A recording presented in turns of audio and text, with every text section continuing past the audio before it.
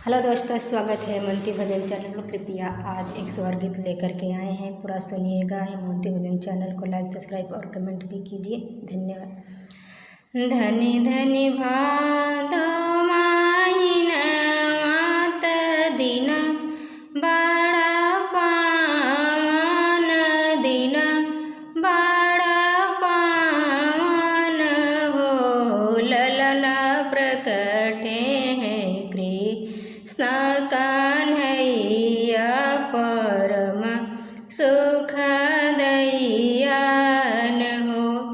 ललना प्रकटे हैं कृष्ण कन्हैया, परम सुख दयान हो।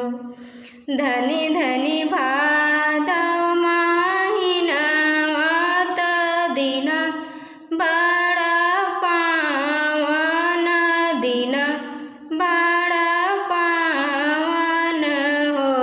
ललना प्रकटे हैं कृष्ण कन्हैया, परम सुख दयान हो।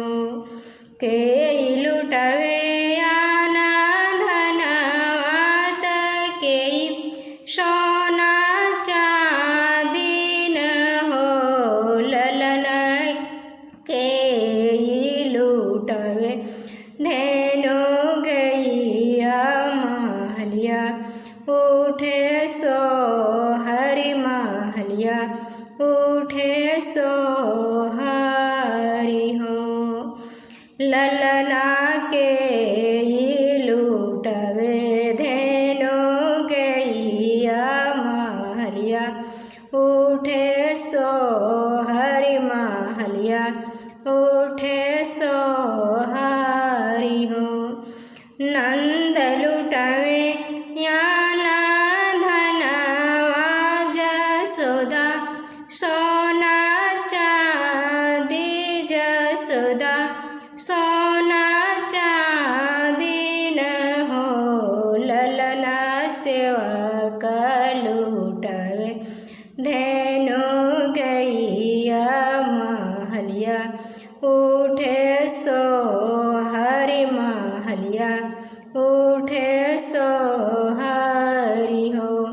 ललना सेवक लुटवे धेनु गैया महलिया, उठे सो हरि महलिया, उठे सो हरि हो।